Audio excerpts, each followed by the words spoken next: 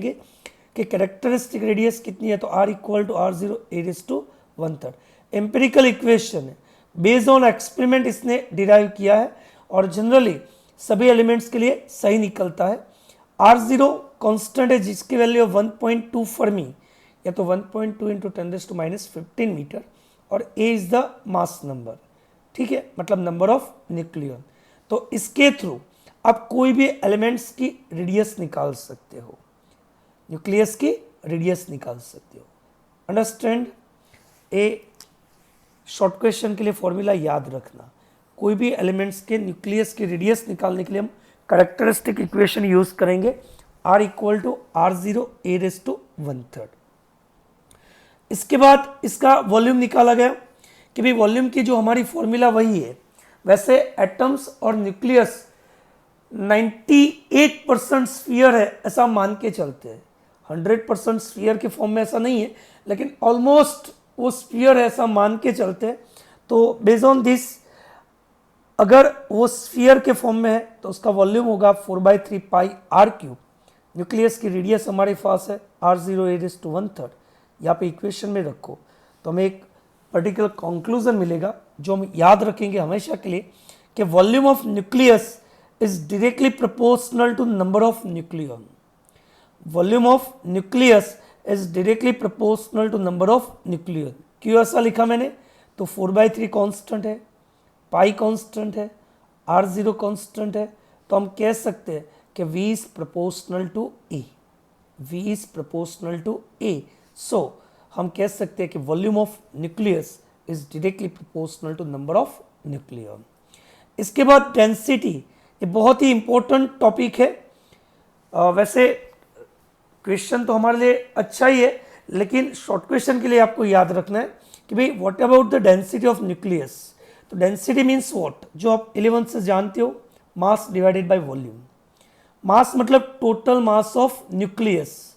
Total mass of nucleus means what, the mass of nucleon multiply by number of nucleon. आप जानते हो बच्चों कि capital A is atomic number और number of nucleon मतलब nucleus में कितने प्रोटॉन है और कितने न्यूट्रॉन है।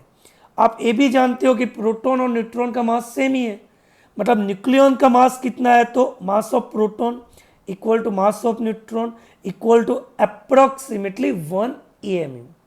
तो हम यहाँ पे कह सकते हैं कि भाई total mass equal to mass of nucleon multiply by number of nucleon. Volume तो हमारे पास है 4/3 pi r0 cube into A cancel हो जाएगा। मास ऑफ प्रोटॉन कितना है, तो 1.66 इंटू 10⁻27 या तो 1.67 इंटू 10⁻27 आप ले सकते हो। 4/3 पाई r0 की वैल्यू रखो, आप सॉल्व करो तो आपको आंसर मिलेगा 2.3 into 10⁻17 kg per metre cube.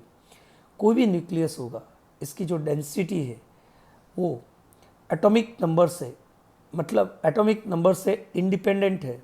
अब ध्यान से देखो कि ए कैंसिल हो गया, ये जो हमें मिला इसमें ए कांस्टेंट है, ये तीनों वैल्यू भी कांस्टेंट है, तो हम कह सकते हैं कि कोई भी न्यूक्लियस के लिए डेंसिटी ऑलमोस्ट कांस्टेंट रहेगी। कितनी होगी, तो 2.3 into 10⁻7 kg per metre cube. The density is independent to number of nucleon. अगर बाई चांस कहीं पे भी आपको रिलेटिव डेंसिटी पूछे तो रिलेटिव डेंसिटी मीन्स व्हाट, तो density of nucleus divide by density of water. Water की डेंसिटी बच्चों आप जानते हो 10⁻3 kg पर मीटर क्यूब, तो इसे 1000 से आप डिवाइड कर दो तो आपको डेंसिटी ऑफ न्यूक्लियस मिल जाएगी 2.3 इंटू 10⁻14। ओके बच्चों, फिर से एक बार हम रिपीट करेंगे कि सबसे पहले रुथरफोर्ड के सजेशन में गाइगर एंड मास्लर ने जो एक्सपेरिमेंट किया और उन्होंने एस्टिमेट रेडियस दिया 4 इंटू 10⁻14 मीटर से कम।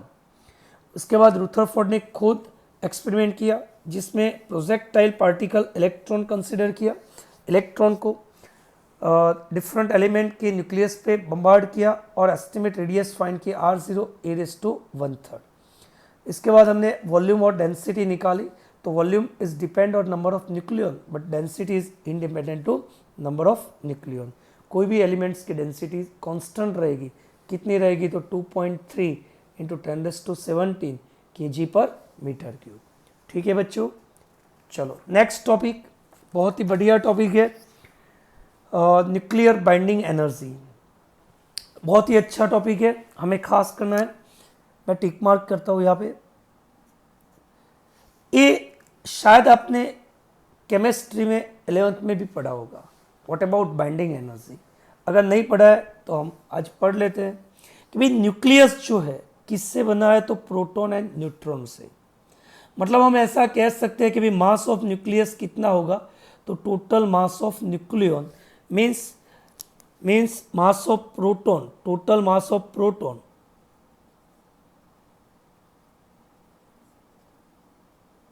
Plus total mass of neutron. ठीक है, तो मास ऑफ न्यूक्लियन कितना होगा, तो total mass of proton plus total mass of neutron. अभी यार ध्यान से देखो कि भाई प्रोटॉन एंड न्यूट्रॉन जो है उनको हम सेपरेट कंसीडर कर ले, मतलब इसको फ्री स्टेट कंसीडर करें कि भाई फ्री स्टेट में प्रोटॉन और न्यूट्रॉन का टोटल मास और इसको बाउंड करके न्यूक्लियस बना दे, तो यहाँ पे टोटल मास, तो ये दोनों में डिफरेंट आता है।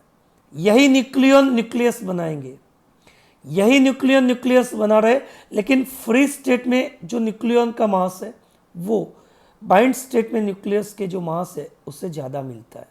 मतलब दोनों के बीच कुछ ना कुछ मास डिफरेंस बनेगा और यही मास डिफरेंस को हमने नाम दिया मास डिफेक्ट। क्या नाम दिया, मास डिफेक्ट। यहाँ पे मैंने डेफिनेशन लिखा है, the difference between the total mass of constituents of a nucleus and the mass of nucleus is called a mass defect. जब प्रोटॉन न्यूट्रॉन फ्री स्टेट में, उस वक्त न्यूक्लियन का जो टोटल मास है, the difference between the total mass of constituent of nucleus, मतलब nucleus किससे बना है, न्यूक्लियन से, मतलब किससे बना है, प्रोटॉन एंड न्यूट्रॉन से। तो total mass of constituent of nucleus and the total mass of nucleus, दोनों के बीच का जो डिफरेंस है उसको हमने नाम दिया मास डिफेक्ट। मान लो कि कोई हमारा एलिमेंट है ZX से, ZX से क्या मतलब आप जानते हो, Z is the atomic number, Z is the atomic number and capital A is the atomic mass number और नंबर ऑफ न्यूक्लियन, दोनों का सब्ट्रैक्शन ले लो तो A minus Z is the number of neutron, A minus Z is the number of neutron. अब बच्चों क्या करेंगे अब कि भाई delta M equal to ZMP plus NMN। मैंने पहले ही बोला कि भाई मास ऑफ न्यूक्लियस कितना है, तो total mass of proton plus total mass of neutron, total mass of neutron. ठीक है, तो delta M equal to total mass of proton मतलब ZMP, total mass of neutron मतलब NMN, और ये जो टोटल मिलेगा इसमें से m माइनस करो तो आपको मास डिफेक्ट मिल जाएगी। मतलब न्यूक्लियन जब फ्री स्टेट में है तो उनका मास न्यूक्लियस जब बनेगा उससे थोड़ा ज़्यादा है, जिसको हमने नाम दिया मास डिफेक्ट। तो ये जो डेल्टा एम है ये हमारा मास डिफेक्ट है। According to Einstein theory mass is converted into energy, तो डेल्टा एम सी स्क्वायर मतलब सी स्क्वायर से मल्टीप्लाई करो तो हमें करस्पॉन्डिंग एनर्जी मिल गई। C is the velocity of light. ये जो एनर्जी है इसका मीनिंग क्या होगा ये अच्छे से समझ लीजिए कि अगर न्यूक्लियस बनाएंगे तो डेल्टा एम जितना मास डिक्रीज होगा और E equal to delta M C square जितनी एनर्जी रिलीज होगी। अगर न्यूक्लियन साथ में मिलके न्यूक्लियस बनाएंगे तो E जितनी एनर्जी रिलीज होगी, और अगर न्यूक्लियस में से न्यूक्लियन को सेपरेट करना है तो E जितनी एनर्जी बाहर से मुझे देनी पड़ेगी। यहाँ पे मैंने क्लियर लिखा है कि if Z proton and N neutron are combined with each other the mass is reduced by delta m and energy is released by E equal to delta mc square. इससे उल्टा if we separate a nucleon from the nucleus we must supply the energy equal to delta mc square।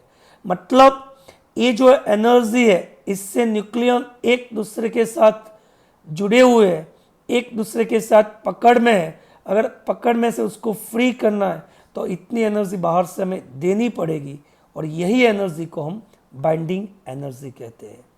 याद करो बच्चों, gravitation के अंदर हमने पढ़ा था कि भाई कोई भी प्लैनेट है जब अर्थ की सरफेस पे है तो इसकी एनर्जी थी -GeM/RE, और वही प्लैनेट को वही ऑब्जेक्ट को अगर मुझे फ्री करना है ग्रेविटेशन में से तो बाहर से हम +GeM/RE जितनी एनर्जी दे रहे थे, जिसकी वजह से वो फ्री हो जाता था। तो -GeM/RE जो उसकी पोटेंशियल एनर्जी, जो उसकी बाइंड एनर्जी थी, तो यहाँ पे भी सेम न्यूक्लियन की बाइंडिंग एनर्जी कितनी है, तो डेल्टा mc स्क्वायर है। और अगर उसको नंबर ऑफ न्यूक्लियन से आप डिवाइड करोगे तो आपको एनर्जी पर न्यूक्लियन मिल जाएगी। बाइंडिंग एनर्जी पर न्यूक्लियन मतलब total energy divide by number of nucleon. फिर से बच्चों एक बार रिपीट कर लेते हैं कि भाई जब न्यूक्लियन फ्री स्टेट में है तब उसका मास मतलब ZMP plus NMN, ZMP plus NMN। अगर ये साथ में मिलकर न्यूक्लियस बनाएंगे तो उसका मास है M, और दोनों के बीच का डिफरेंट वो हो जाएगा मास डिफेक्ट, और मास डिफेक्ट को अगर स्क्वायर से मल्टीप्लाई करोगे तो हो जाएगी एनर्जी। इसका मीनिंग क्या हुआ, जब न्यूक्लियन को हम सेपरेट करेंगे, न्यूक्लियन साथ में मिलकर न्यूक्लियस बनाएंगे तो डेल्टा एम जितना मास डिक्रीज होगा और energy E equal to delta mc square release हो जाएगी। और अगर न्यूक्लियस में से न्यूक्लियन को सेपरेट करना है, एरो आप देख सकते हो, तो डेल्टा mc स्क्वायर जितनी एनर्जी बाहर से देनी पड़ेगी। ठीक है बच्चों, तो एक अच्छा टॉपिक है जो आप लर्न करना। बच्चों अभी आप फेस टू फेस हम कब मिलेंगे पता नहीं है, लेकिन अभी आपके पास टाइम है। मैं जितने चैप्टर आपको करवा रहा हूँ तो आप साथ में पढ़ते जाओ।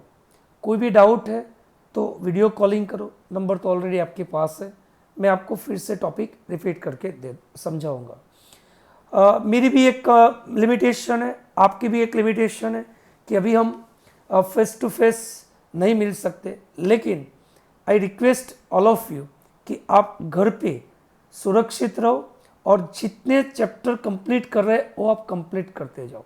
लॉकडाउन कब ख़त्म होगा पता नहीं है, लेकिन हमारे जो एफर्ट है उनको कोई छोड़ेंगे नहीं। ओके बच्चों, तो आई होप कि घर पे आज ये लेक्चर आप कंप्लीट देख लोगे।